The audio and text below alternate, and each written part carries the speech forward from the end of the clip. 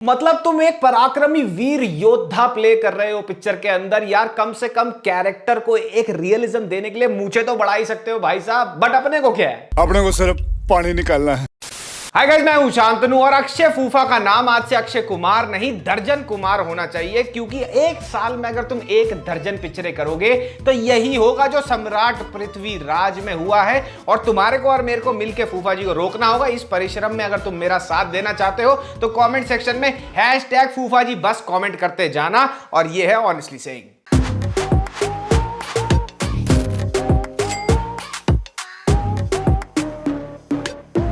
तो भैया रिव्यू शुरू करने से पहले एक बात मैं फूट के अपने मुंह से बोल देता हूं, और वो ये है कि ये रिव्यू है अक्षय कुमार स्टारर सम्राट पृथ्वीराज पिक्चर का, ना कि कोई कमेंट्री है वीर सम्राट पृथ्वीराज जी की लाइफ एंड टाइम्स पे। तो दोनों को प्लीज कृपया करके जोड़ना मत।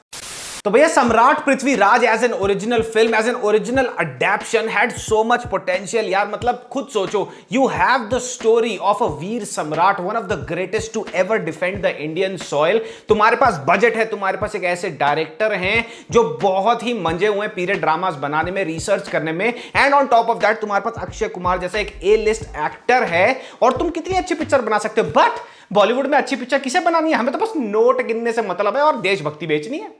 धर्म के लिए जिया हूं, धर्म के लिए मरूंगा।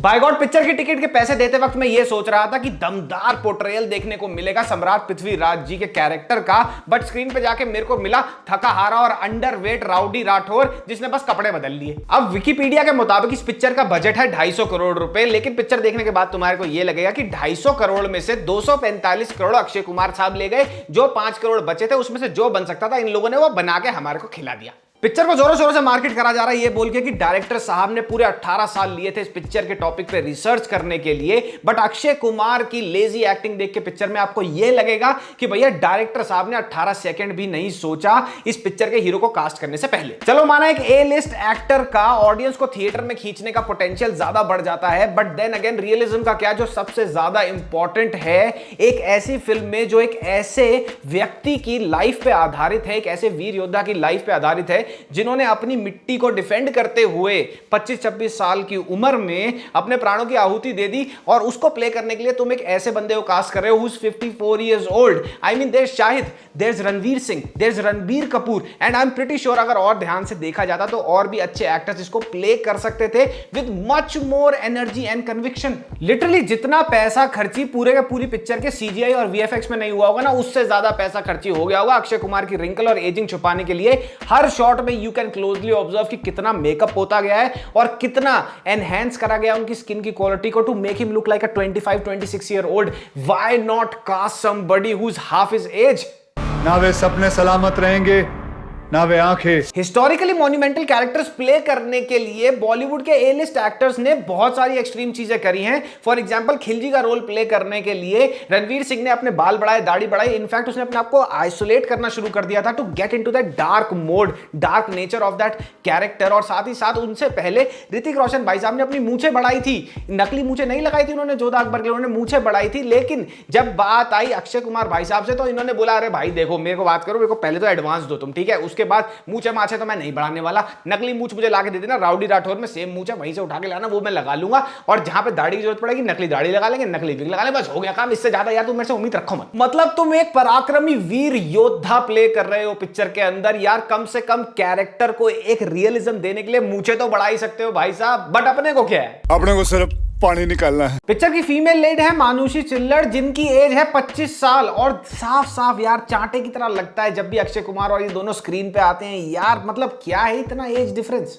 अब ये चीज पब्लिक नॉलेज है कि भैया ये पिक्चर शूट होकर वाइंड अप हो गई थी 110 से 120 दिन के बीच में, जिसमें से 40 से 46 दिन का अक्षय भाई साहब का शेड्यूल था शूटिंग का। और जिस हिसाब से एक्टिंग की क्वालिटी दिखेगी ना तुम इस पिक्चर के अंदर, तुम अब यही कहोगे कि भैया 40 से 46 45 दिन का काम है ज्यादा से ज्यादा। इससे ज्यादा अक्षय कुमार अपना टाइम देने के लिए तैयार ही नहीं थे, क्योंकि डायलॉग डायलॉग डिलीवरी जो सबसे ज्यादा मॉन्यूमेंटल है यार ऐसी पिक्चरों में, इतनी फ्लैट डिलीवरी है, सीधा डिलीवरी है, उनका स्टैच्योर एक तो अंडरवेट लग रहे हैं पूरी पूरी पिक्चर में, वो सम्राट वाला लुक ही नहीं है, वो भारीपन ही नहीं है कहीं भी कैरेक्टर के अंदर, कुछ है ही नहीं, दम ही नहीं है कैरेक्टर में। अपनी जिंदगी के बदले में मैं सुल्तान को अपने वतन की मुट्ठी भर मिट्टी भी ना दूं। उन्होंने भैया बोला होगा डायरेक्टर को कि भैया देखो मुझे आगे जाके ना पॉलिटिकल कैंपेनिंग भी करनी है और भी देशभक्ति पे पिक्चरें बेचनी है मैंने, ठीक है ना, तो वो ध्यान रखना मेरे पास सिर्फ 40-45 दिन का टाइम है, मैं यहाँ से निकल रहा हूँ जयपुर से, जहाँ पे तुम शूटिंग कर रहे हो, जहाँ सेट लगाए, बस मैं वहीं पे रुक जाऊंगा थोड़े दिन के लिए, बढ़िया सा होटल करा देना, दूसरी इंस्टॉलमेंट मुझे पैसे की दे देना और मैं अपना भाई चलता बनूंगा।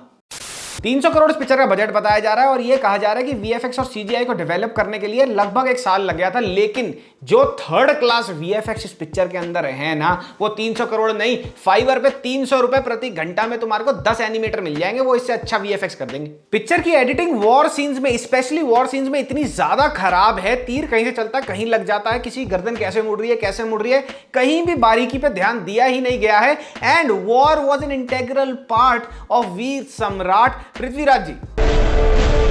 लिटरली इतने भेड़े इतने गंदे वॉर सीन हैं जहां पर अक्षय कुमार और संजय दत्त दोनों घोड़े पे जा रहे हैं, एक्शन स्टंट कर रहे हैं और वहां पे उनका असली चेहरा नहीं है, वहां पे उन्होंने कॉपी पेस्ट करके एक ही सिमिलर एक्सप्रेशन वाला चेहरा पेस्ट कर रखा है। मतलब घोड़ा ऐसे चल रहा है तो बंदा का कोई एक्सप्रेशन आएगा ना, ऐसे एक्सप्रेशन आ रहा है अक्षय कुमार का, सेम हंस रहा है वो। एक सीन में संजय दत्त भाई साहब एक एलिफेंट को नीचे से निकल के उनके मतलब 65-70 साल के वो हो रहे हैं, पर वो हाथी के नीचे से स्लाइड मार के एकदम एक रस्सा लेके मोटा सा हाथी को अड़ंगी दे देते हैं भाई, हाथी को गिरा दिया एक बंदे ने। नो डाउट पिक्चर की लोकेशंस काफी अच्छी तरह सिलेक्ट करी गई हैं, कोर्ट रूम और कोर्ट यार्ड, महल में जो कोर्ट रूम और कोर्ट यार्ड होते हैं उनके शॉट्स भी काफी अच्छी तरह ऑथेंटिक तरह से लिए गए हैं, लेकिन जहां जहां भी ग्रैंडियोर और लार्ज स्केल शॉट्स की बात आती है वहां पे इन्होंने भद्दा सा गंदा सा वीएफएक्स डाल दिया।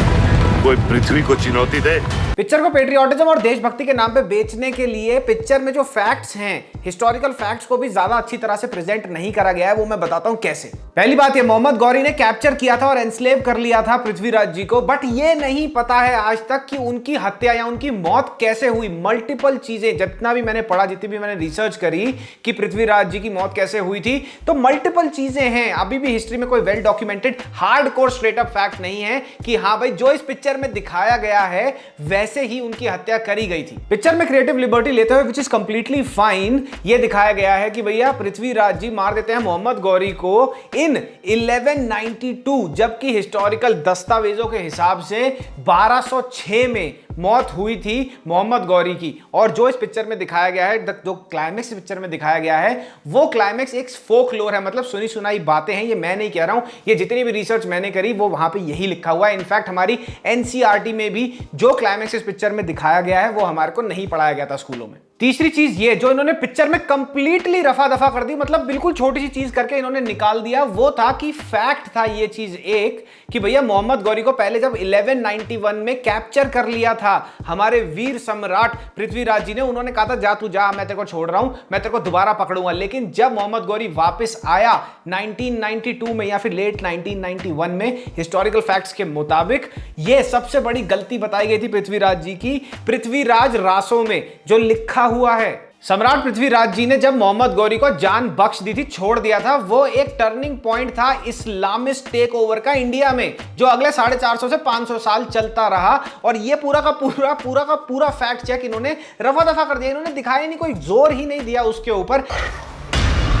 सुल्तान मोहम्मद गौरी पिक्चर के निर्देशक हैं डॉक्टर चंद्र प्रकाश द्विवेदी, जिनको नहीं पता मैं बता देता हूं, ये थे डायरेक्टर, राइटर एंड इनफैक्ट इन्होंने लीड रोल भी प्ले किया था एक ऐसे सीरियल में जो 1991 में इंडिया में आया था और नाम था उसका चाणक्य, और वो one of the most legendary, still to date most legendary serials में से है इंडिया के। सिंस पिक्चर की डायरेक्शन द्विवेदी जी के हाथ में थी, बहुत सारे लोगों को, इनफैक्ट मेरे को भी यही लगा कि हमारे को देखने को मिलेगा कि भैया पृथ्वीराज जी कैसे एक वॉर स्ट्रैटेजिस्ट बने। वो माने जाते थे अपनी वॉर की कला के लिए, वॉर को कैसे डिजाइन करा जाता है, कैसे लड़ा जाता है, कैसे ट्रूप्स को असेंबल करा जाता है। वो बहुत ही जबरदस्त वॉर साइंटिस्ट, वॉर स्ट्रैटेजिस्ट थे अपने जमाने के, और वो सब देखने को मिलेगा। हमारे को ये लगा वो उनका बचपन से लेके वो एक ऐसे पराक्रमी वीर योद्धा कैसे कैसे बने, एंड बाय द टाइम 25-26 उन्होंने क्या सही डिसीजन लिए, क्या गलत डिसीजन लिए, ये सब देखने को मिलेगा। बट इनफैक्ट आपको ऐसा भी पिक्चर में कुछ देखने को नहीं मिलेगा। The film directly dives into Mohammad Ghori versus Prithviraj. पूरी की पूरी पिक्चर में सिर्फ एक या दो शॉट हैं जो टच अप ऑन करते हैं, ज्यादा डिटेल में भी नहीं जाते, अच्छी तरह दिखाते भी नहीं है, सिर्फ टच अप ऑन करते हैं ऑन द फैक्ट कि भैया कितने अच्छे वॉर स्ट्रैटेजिस्ट थे पृथ्वीराज जी।